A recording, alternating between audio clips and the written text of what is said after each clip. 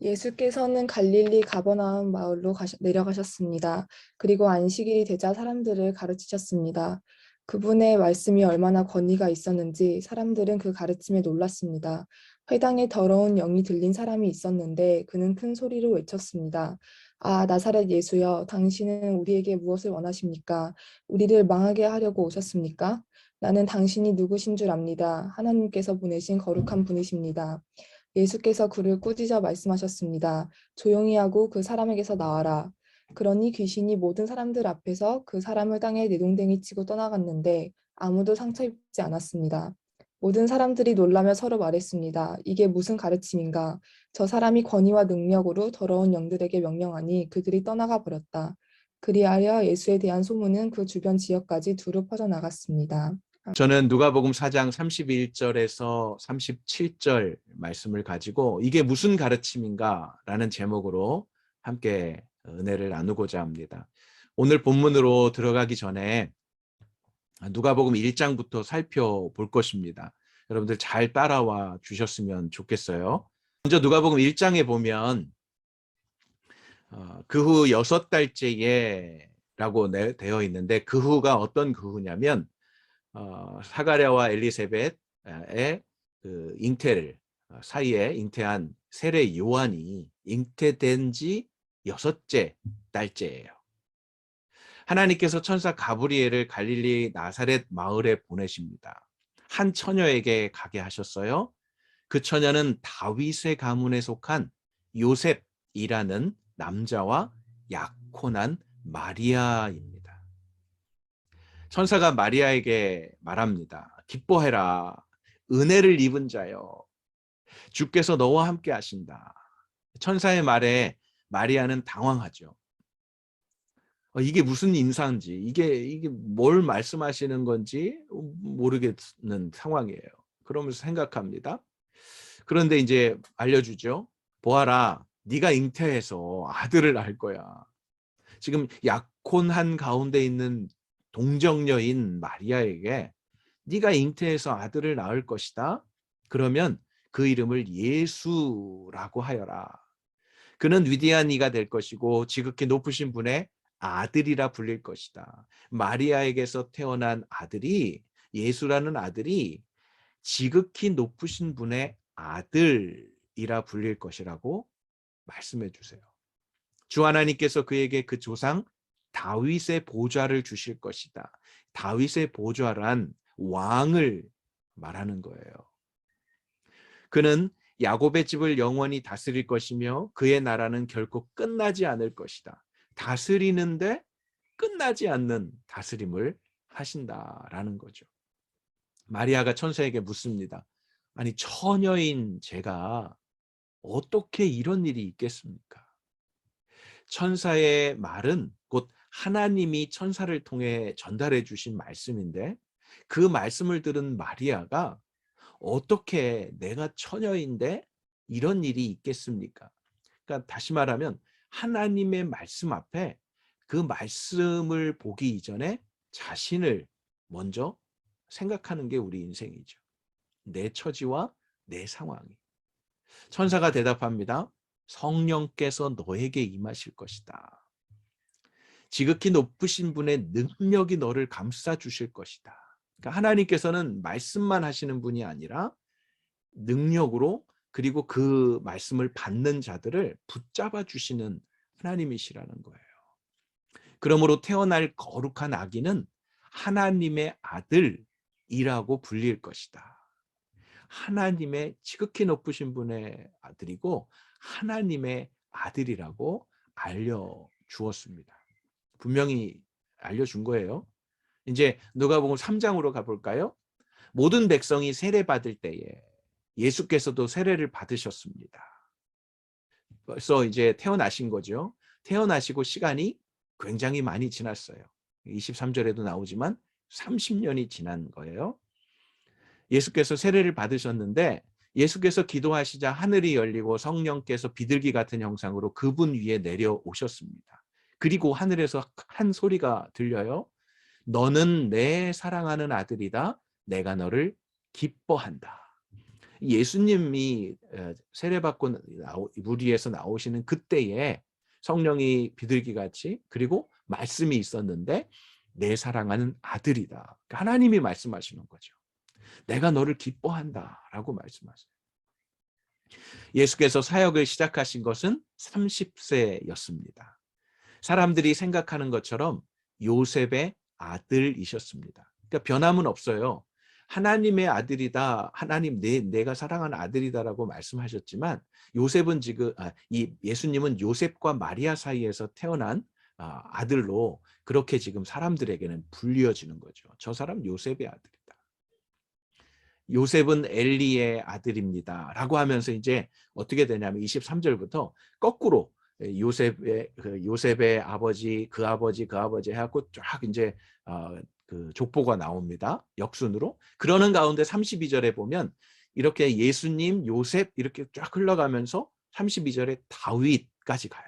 그러니까 다윗의 후손인 예수님이신 거죠. 이세의 아들이고 이세는 오벳의 아들이고 오벳은 보아스의 아들이고 보아스가 누구냐면 그 룻의 이제 남편이 돼서 다윗을 태어나고 예수님까지 가는 거죠. 그래서 34절에 가면 유다가 나와요. 이 유다는 누구냐면 야곱의 아들 중에 12아들 중에 유다예요. 그러니까 유다의 자손에서 예수님이 나오시고 다윗이 나온 거죠. 야곱은 이삭의 아들이고 이삭은 아브라함의 아들이고 아브라함은 데라의 아들이고 데라는 나홀의 아들입니다. 38절로 가면 어디까지 가냐면 가인하는 에노스, 에노스는 셋, 셋은 아담의 아들이고 그리고 아담은 하나님의 아들입니다. 최초의 인간인 아담, 하나님의 아들이라고 표현되어 있죠.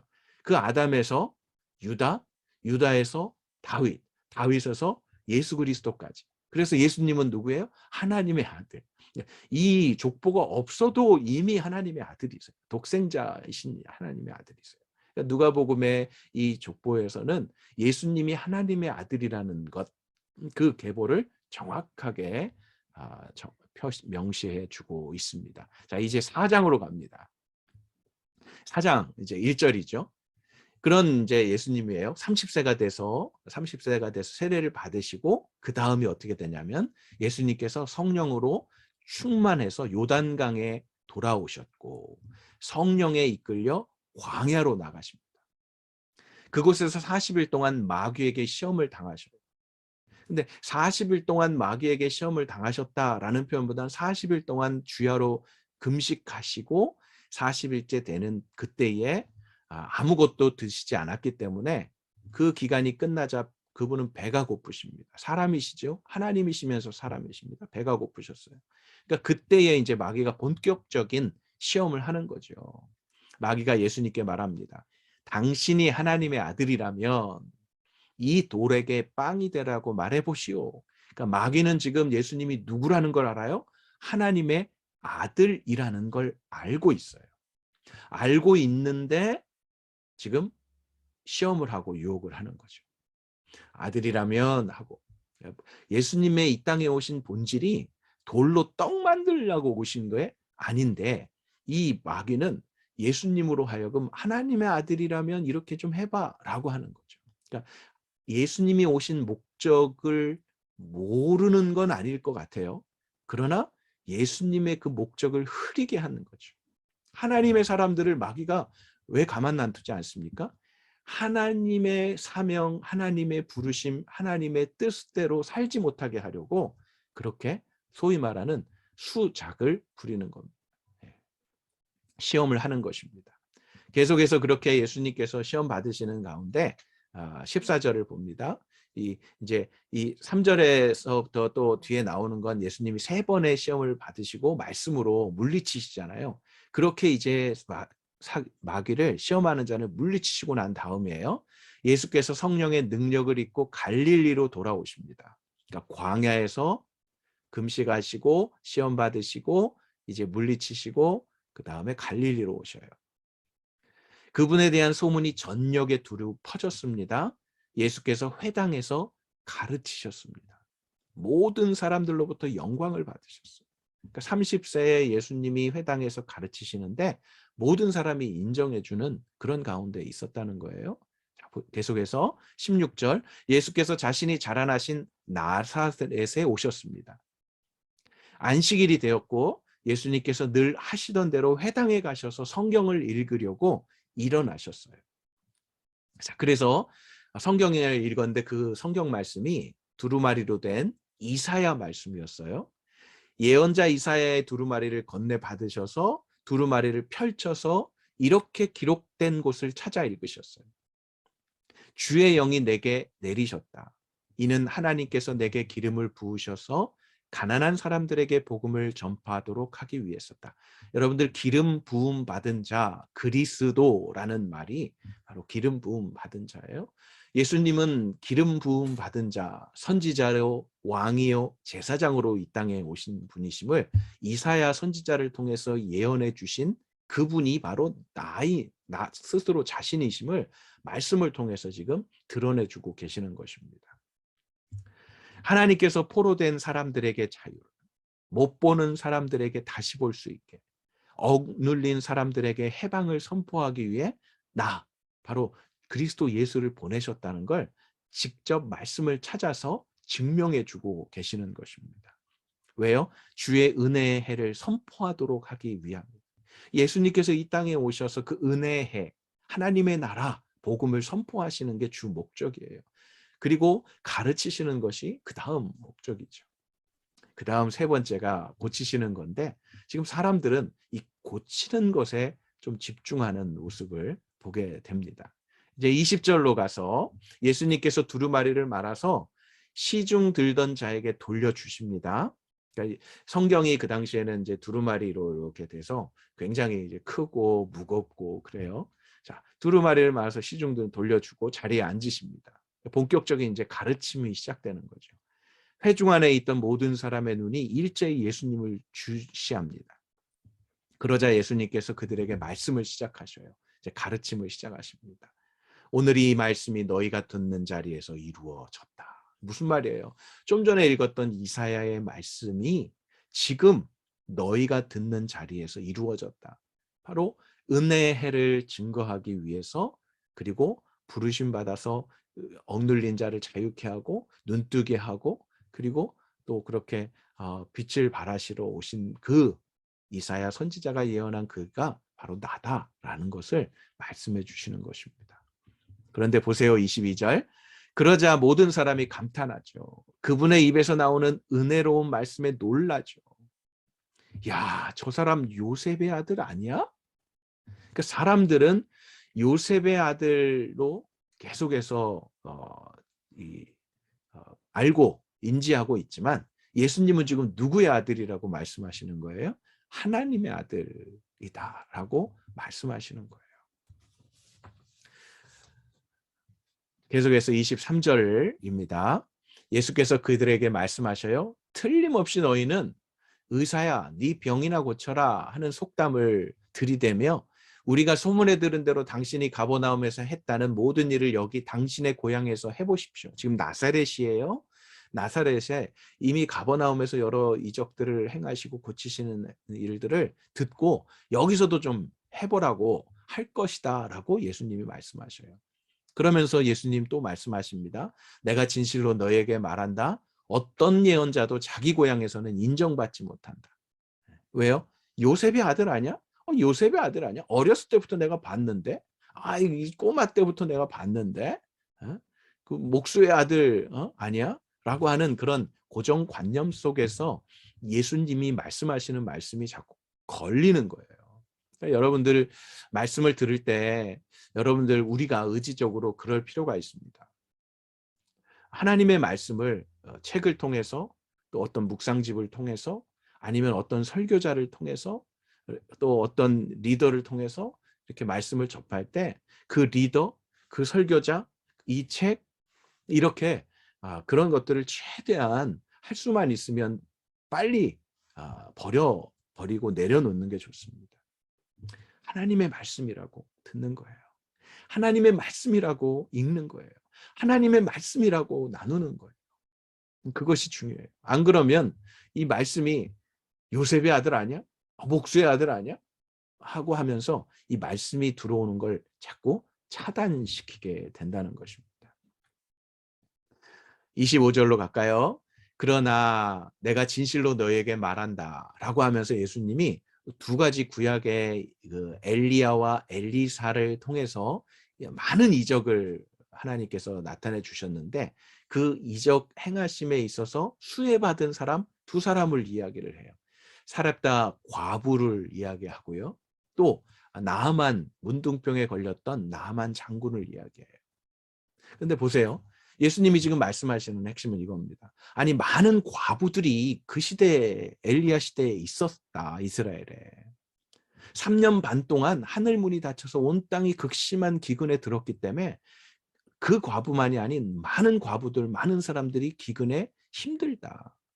그런데 하나님께서는 그 과부들 중 어느 누구에게도 엘리야를 보내지 않으시고 오직 시돈에 있는 사렙다 마을의 한 과부에게 보내셨다라는 거죠.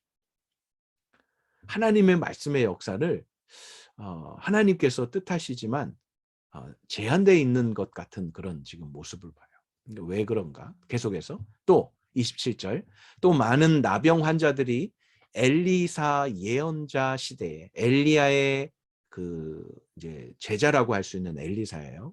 엘리야는 병거 타고 하늘로 올라가고 엘리사가 그 다음에 이제 선지자 역할을 하는데 예언자 역할을 했는데 그때 나병 환자들이 많이 있었는데 이스라엘에 많았단 말이에요. 그런데 그들 중 어느 누구도 시리아 사람, 그러니까 이방 사람이에요. 나아만 외에는 깨끗함을 받지 못했다라고 말씀해요. 하나님의 능력자가 있는데 능력자가 있는 그 엘리사나 엘리야가 아무리 능력이 많았다 하더라도 이 제한되어 있는 수혜자들이 있다는 거예요. 사렙다 과부와 나아만 장군이 굶주림 가운데서 문둥병에서 나았다. 여러분 이것은 우리 각자의 말씀을 받고 말씀을 믿고 말씀을 의지하고자 하는 그 각자의 그 상황들을 반응들을 지금 표현해 주고 있는 거예요.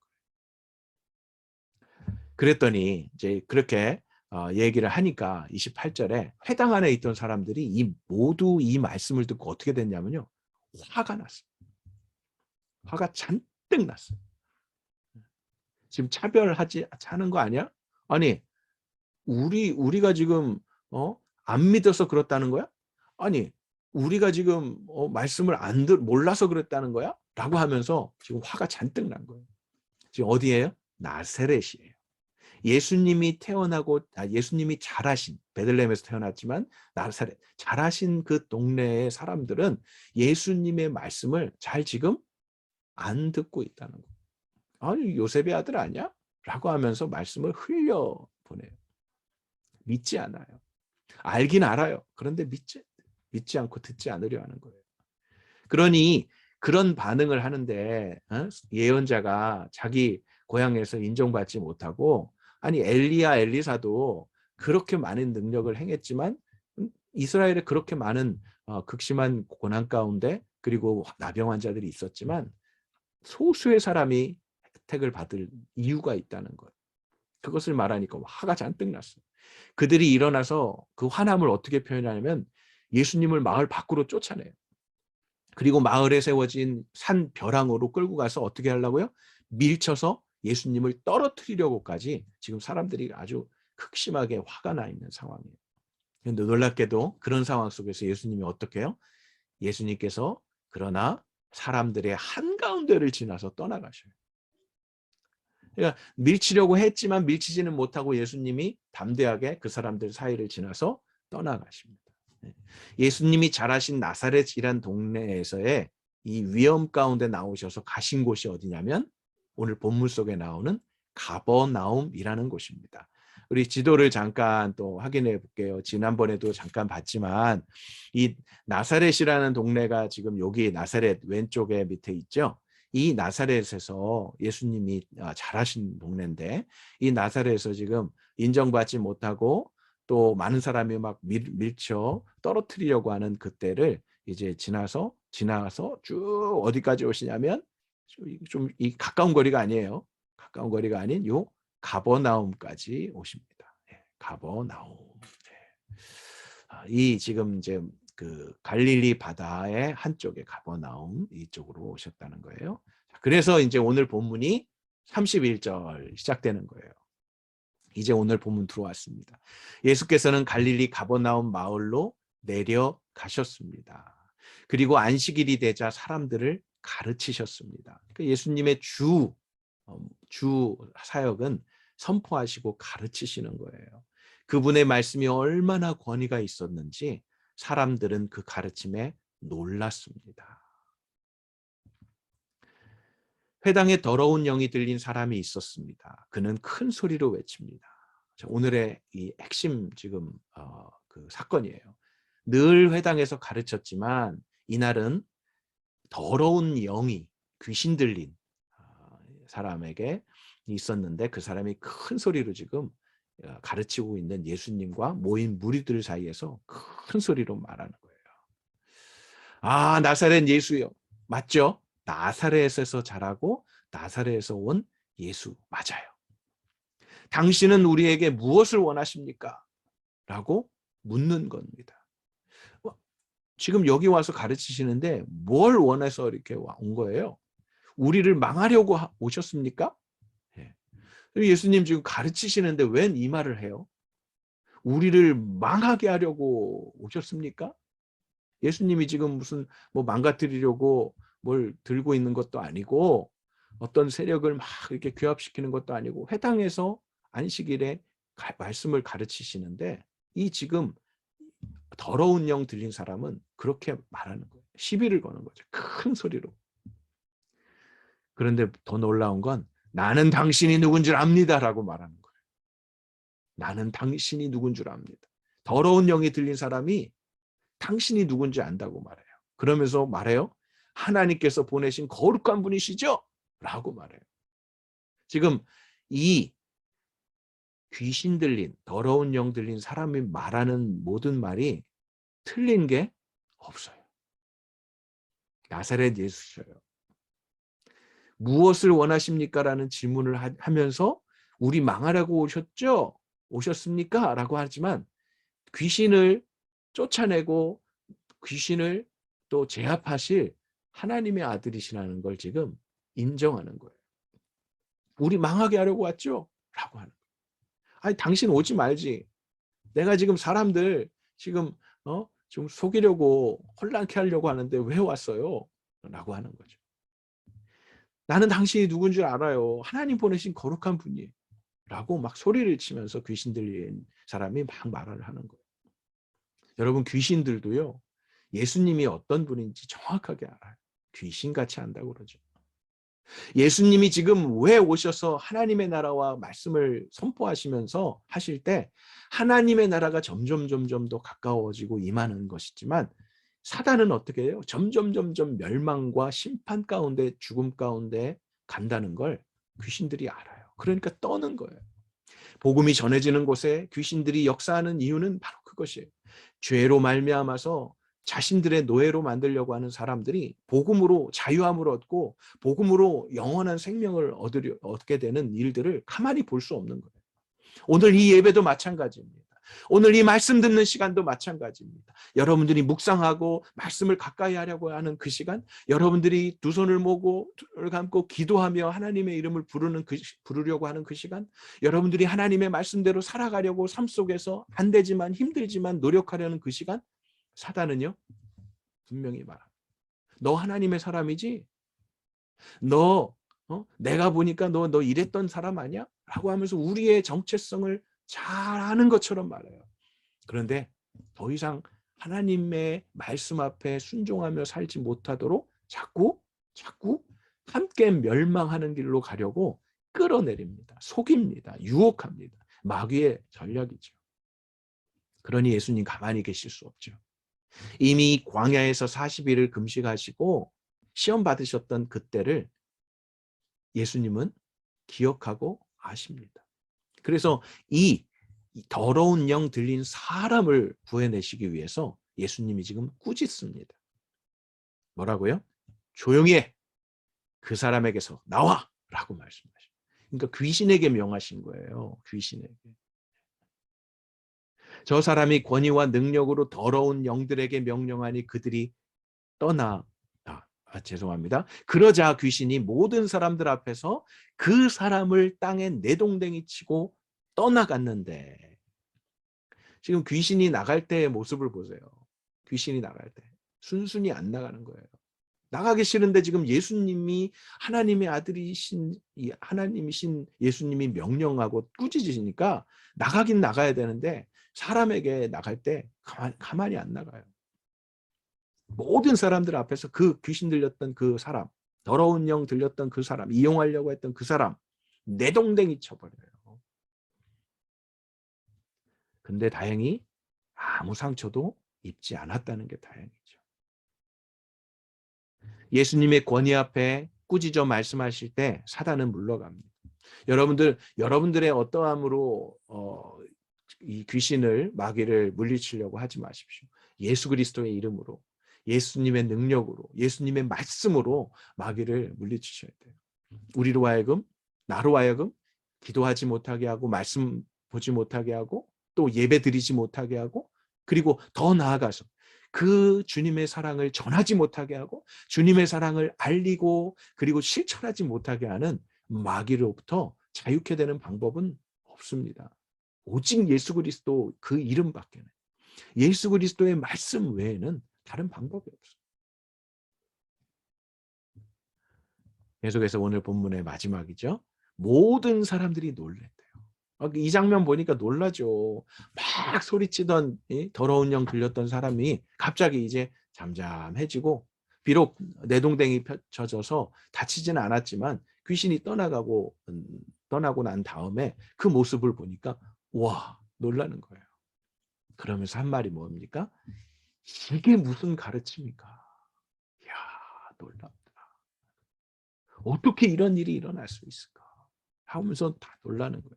아니, 저 사람이 권위와 능력으로 더러운 영들에게 명령하니까 그들이 떠나가 버리네? 와, 굉장한 가르침이다.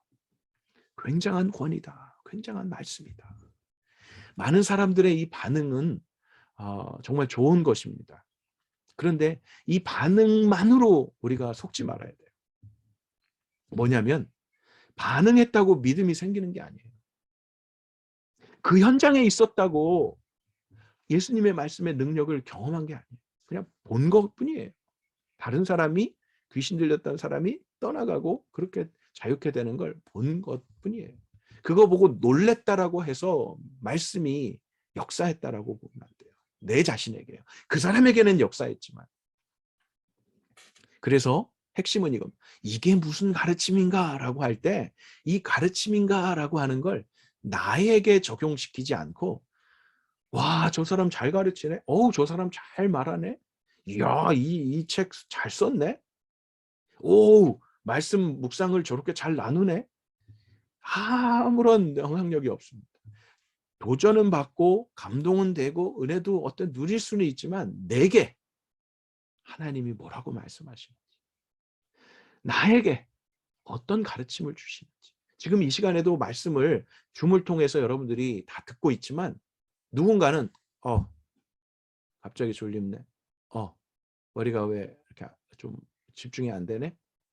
빨리 예배 끝나고 뭐 해야 되지? 내일 월요일부터 하면서 말씀 속으로 들어가는 게 아니라 자기의 생활 속에서의 막 염려와 근심과 걱정을 끌어오고, 다음 스케줄 막 이런 것들로 그냥 멍 때리고 있거나, 이 모든 것들을 자세히 살펴보십시오.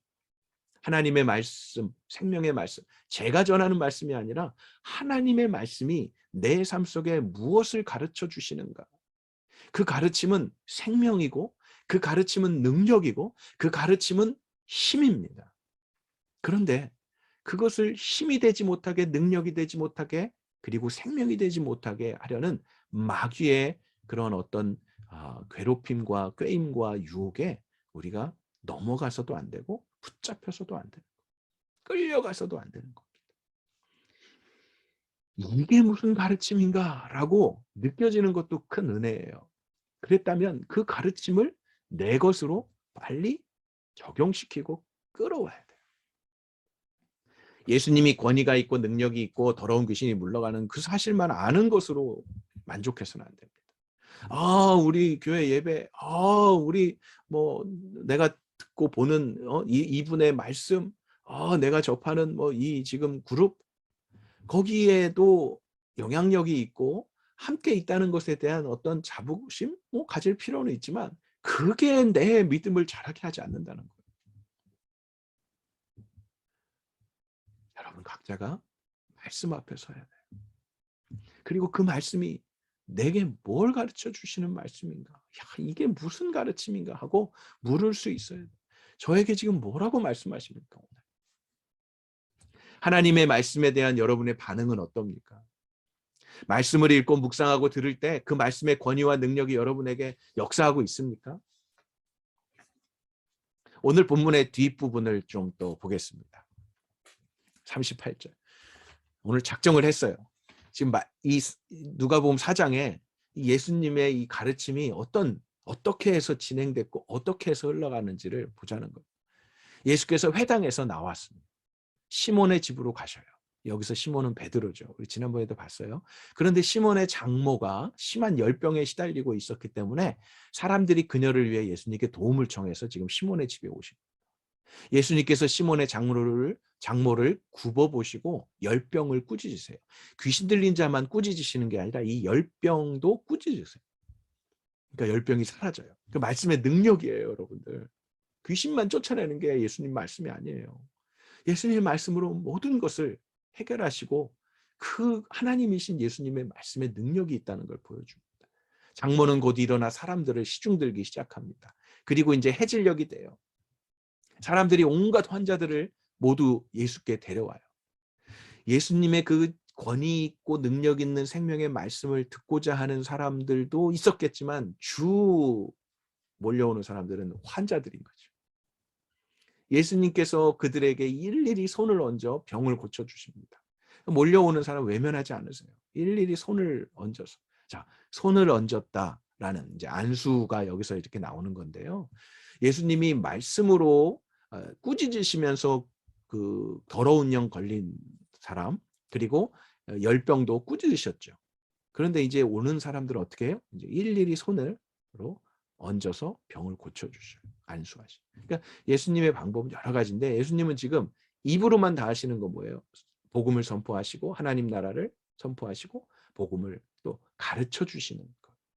그런데 이제 병 고치는 거는 손을 얹어서 또 해주시는 거죠. 조금 이제 구별을 시키시죠. 게다가 귀신들이 많은 사람들로부터 떠나가며 당신은 하나님의 아들이십니다. 라고 소리를 지르. 떠나가며 소리 지르는 게 당신은 하나님의 아들이야. 라고 말해요. 지금 이게 뭔가 바뀌지 않았어요. 예수님의 말씀에 정말 이렇게 잠겨서 그것을 예수님이 누구신가를 알고 깨닫고 당신 하나님의 아들이십니다라는 고백이 나오는 것보다 지금 이 장면에서는 귀신들이 떠나가면서 고백을 하죠. 이 고백이 진정한 고백은 아니에요. 당신은 하나님의 아들이십니다. 라고 소리를 질러요. 그러니까 예수님께서 귀신들을 꾸짖으세요. 말하는 걸 조용해. 그냥 나가. 라고 말씀하시죠. 진정한 고백이 아닌 거예요. 귀신들의 고백은 하나님의 아들이신 걸 알고 있지만 그들은 그 믿음의 대상이 되는 게 아니라 완전 불순종과 심판의 대상이기 때문에 그들을 구원시키고자 오신 예수님이 아니시기 때문에 꾸짖으십니다. 니들을 통해서 내가 하나님의 아들이란 말 듣기를 원하는 게 아니야. 지금 이 백성들을 통해서 그들의 입을 통해서 내가 받기를 원하지. 니들 꺼져 라고 말씀하시는 거예요. 여러분 이 시간도 마찬가지입니다. 하나님의 말씀을 듣고 읽고 묵상하고 암송하고 연구할 때 여러분 각자의 입술을 통해서 하나님이 누구신지 예수님이 누구신지를 고백하는 걸 듣기 원하세요. 나 이거 성경 공부했어. 나 이렇게 묵상해. 나 이렇게 이런 분한테 설교 들어. 그게 중요한 게 아니라는 거예요. 말씀을 듣고 고백하는 거예요. 귀신들이 고백 아니요. 여러분들이 여러분의 입으로 하나님이 누구신지 예수님이 누구신지를 고백할 수 있어야 돼요. 예수께서 그리스도신 것을 그들이 알고 있었기 때문에 알아요. 그러나 아는 것으로만 되지 않는다는 거죠. 우리 나눴잖아요. 주여 주여 하고 실천하지 않는 이 귀신들은 하나님의 아들이네. 그러면 하나님의 아들 앞에 굴복하고 하나님의 아들 앞에 나와야죠. 그런데 그러지 않잖아요. 하나님을 대적해서 하나님 믿고 하나님 말씀 들으려고 하는 사람을 계속 유혹하잖아요. 심판에 자신들만 갈 수 없으니까 끌어들이잖아요.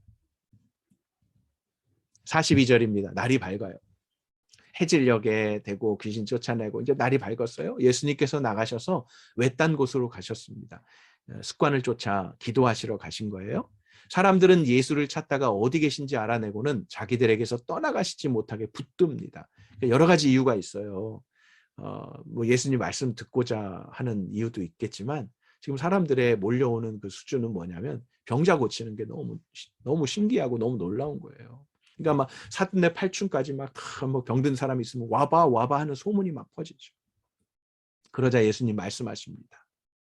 지금 여기서 이제 직접 밝히시는 거예요. 나는 다른 마을에서도 여기 가버나움뿐만 아니라 다른 마을에서도 하나님 나라의 복음을 전해야 해. 예수님의 지금 주 임무가 하나님 나라의 복음을 전해야 해. 라는 걸 말씀하세요. 내가 이 일을 위해 보내심 받았기 때문에 하나님 나라의 복음을 전하러 다른 마을에도 가야 돼. 병 고치는 게 주가 아니라요. 그런 뒤 예수님께서는 유대 여러 회당에서 말씀을 전하셨습니다. 예수님의 말씀이 예수님께서 전하시는 그 복음이 들어야 될 사람 그리고 믿어야 될 사람들을 향해서 쉬지 아니하시는 주님의 그러한 모습을 보게 됩니다. 지금도 그래서 많은 하나님의 사람들이 복음을 전하고 또 복음을 가르치고 또 복음을 대로 살아가려고 힘쓰고 애쓰는 것입니다. 여러분은 청년의 때 무엇을 배우고 있습니까? 예수님의 가르침을 받고 예수님의 말씀 앞에 예수님에 대해서 배워 나가야 됩니다. 함께 말씀을 좀 여러분들 이제 같이 이제 뭐 음소거 돼 있지만 입술로 이제 선포하십시오. 자, 같이 이제 선포하는 거예요. 함께 봅니다. 시작.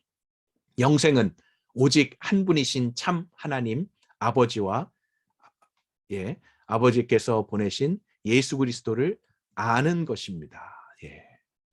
요한복음 17장에 영생은 오직 한 분이신 참 하나님 아버지와 그 아들 아버지께서 보내신 아들 예수 그리스도를 아는 것이라고 하잖아요. 아는 것 중요해요. 그러니까 배워야 돼요. 들어야 돼요. 모아야 돼요. 묵상하고 연구해야 돼요. 예수 그리스도에 대해서. 예수 그리스도.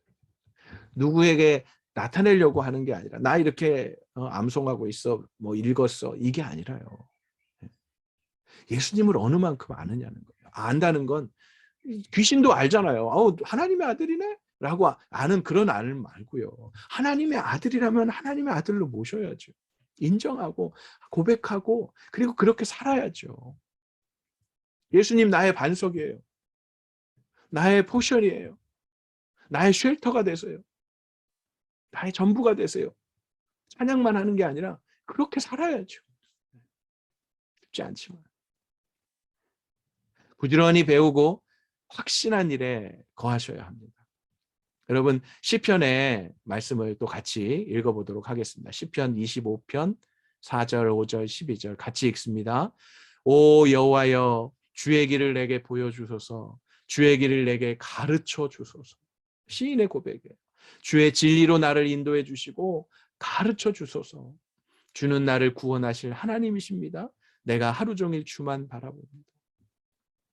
25절, 12절. 그렇다면 여호와를 경외하는 사람이 누구입니까? 주께서 그에게 선택할 길을 가르쳐 주실 것입니다.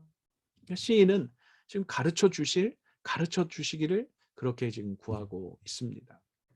또 계속해서 시편 34편, 71편, 143편 같이 읽습니다. 너희 자녀들아 와서 내 말을 들으라. 내가 여호와를 경외하는 법을 가르쳐 줄 것이다. 오면 가르쳐 주신대요. 오 하나님이여, 내가 어릴 때부터 주께서 나를 가르쳐 주셔서 지금도 내가 주의 놀라운 일들을 선포하는 것입니다. 하나님의 말씀을 잘 배우고 그 말씀을 다시 선포하고 가르치는 자로 사용하시겠다는 거예요. 나를 가르쳐 주의 뜻대로 하게 하소서. 주는 내 하나님이십니다. 가르쳐 주신 것을 뜻대로 그 가르침대로 살아내야죠. 주의 영은 선하십니다.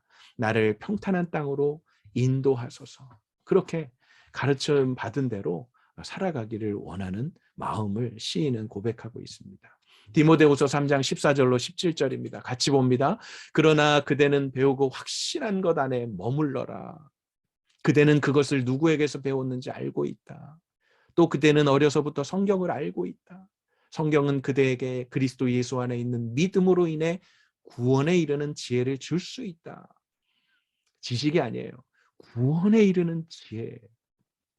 모든 성경은 하나님의 감동으로 된 것으로 교훈과 책망과 바르게 함과 의로 교육하기에 유익하니 이는 하나님의 사람으로 모든 선한 일을 위해 온전히 준비되게 한다. 하나님의 말씀이 그렇게 하나님의 사람으로 온전하게 준비되도록 가르쳐 주시는 거예요. 부지런히 배워야 돼요. 부지런히. 결국 예수님께서 또 제자들뿐만 아니라 오늘 우리에게도 지상에 살아가는 날 동안에 마지막을 살아가는 저와 여러분들에게 명령하신 지상 명령이 있어요. 같이 한번 읽어볼까요? 그러므로 너희는 가서 모든 민족을 제자로 삼아 아버지와 아들과 성령의 이름으로 세례를 주고 내가 너희에게 명령한 모든 것을 그들에게 가르쳐 지키게 하라. 보라, 내가 세상 끝날까지 너희와 항상 함께 있을 것이다. 아멘. 예수님의 지상 명령이세요. 예수님 다시 오시는 그날까지 우리가 해야 될 것. 모든 민족으로 제자 삼는 것. 선교죠. 아버지와 아들과 성령의 이름으로 세례를 주는 것. 구원받은 하나님의 백성들을 날마다 더해 가시는 방법. 세례를 받는 것. 회개하고 새롭게 태어나는 것. 그리고 세 번째가 뭐예요? 내가 너희에게 명령한 모든 것을 그들에게 가르쳐 지키게 하라. 그래서 가르쳐야 돼요. 여러분들 부지런히 배우십시오. 배울 수 있을 때 배우십시오. 그리고 기회가 되면 이제 또 가르치는 일들을 하십시오. 옛 꿈에서, 꿈땅에서, 타부에서, 그리고 호림에서 여러분들 배운 것들을 그냥 배우는 걸로 만족하지 말고 그 배운 것들로 살아내야죠. 살아가야죠. 그리고 또 누군가를 살아갈 수 있도록 가르치는 그렇게 제자 삼는 일에 여러분들이 쓰임 받았으면 좋겠어요. 지금 우리 리더들이 있죠. 우리 화요일 날, 주일 날 저녁에 두 번씩 이렇게 모여서 리더들이 함께 계속 훈련받고 있습니다. 또 우리 예비 리더들이 또 목요일 날 또 하이 LTC로 리더 트레이닝 코스로 또 훈련받고 있습니다. 교사로 섬기고 있어요. 순장으로 섬기고 있어요. 여러분들도 할 수만 있으면 이 시간들을 좀 꼭 좀 받고 거치셨으면 좋겠어요. 그렇게 할 자격들이 다 있습니다. 예수님의 명령입니다. 그들에게 가르쳐 지키게 하라. 무엇보다도 누구에게 배우고 누구에게 또 누구를 가르치느냐도 우리가 또 하나님의 은혜 가운데 중요하지만 정말 우리가 배워야 될 분이 있죠. 같이 말씀 읽습니다. 마지막입니다. 나는 마음이 온유하고 겸손하니 너희는 내 멍에를 메고 내게서 배우라. 그러면 너희 영혼이 쉼을 얻을 것이다.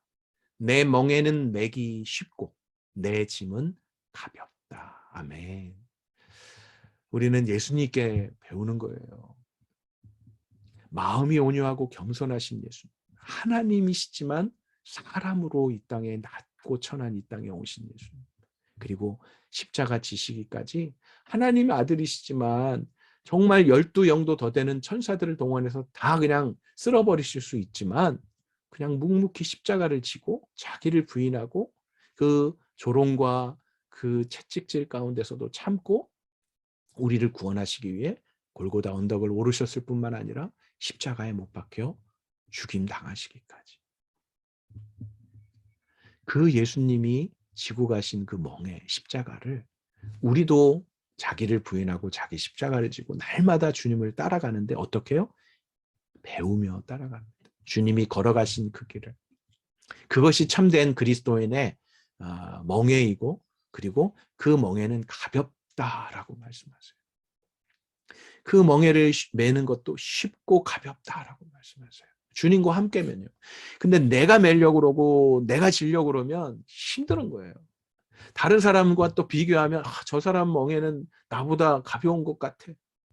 저 사람은 왜 이렇게 쉽게 그냥 지고 가지? 라고 하면서 나만 왜 이렇게 무겁지? 율법과 그리고 어떤 전통에 얽매여 살 수 있는 그러한 면 살수록 그렇게 무겁게 느껴지는 거예요. 근데 주님께 배우고 주님이 온유하고 겸손하신 주님께 나아가면 쉼을 얻고 가볍고 그리고 힘들지만 그리스도인을 산다는 건 힘들어요. 그러나 주님과 함께면 가볍게 그 시간들을 이겨낼 수 있다는 거죠.